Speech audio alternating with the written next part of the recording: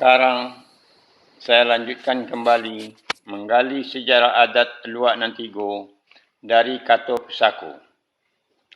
Bab keempat, Luak Nantuo, iaitu garis keturunan dari Ande.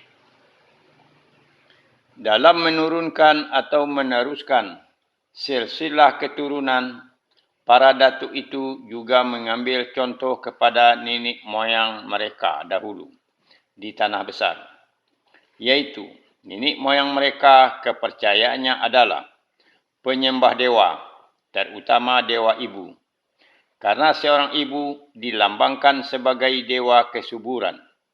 Kemudian ditambah dan diperkuat oleh Putih Indo Jalito yang sudah mewariskan benda-benda pusaka kepada anak-anaknya, iaitu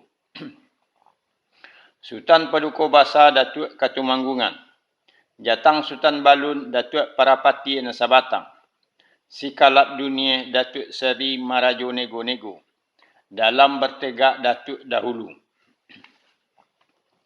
Pewarisan benda-benda pusaka dari seorang ande kepada anak ini juga dipakai sebagai pijakan membuat garis keturunan melalui garis ande atau ibu. Kemudian dijadikan sebuah adat di Luak Nantigo. Kemudian, pewarisan benda-benda pusaka dari seorang ande kepada anak-anaknya juga sebagai pijakan untuk mewariskan harta pusaka seorang ande kepada anak-anaknya, baik anak laki-laki maupun anak perempuan, iaitu harta pusaka ronda dan harta pusaka pencarian laki bini. Kemudian dijadikan sebuah adat.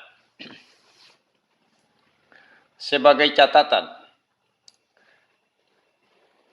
dan menurut Sultan Mahmud B.A. dan A. Manan Rajo Pangulu dalam Himpunan Tambo Minangkabau dan Bukti Sejarah 1978 Masehi juga menyebutkan kalau pewarisan harta pusaka ini adalah pewarisan yang pertama dari seorang ande kepada anaknya, selanjutnya melandasi keturunan ande atau ibu di Minangkabau. Demikianlah garis keturunan dari ande. Nanti akan saya lanjutkan dengan adik Basondi Aluh Jopatui. Terima kasih.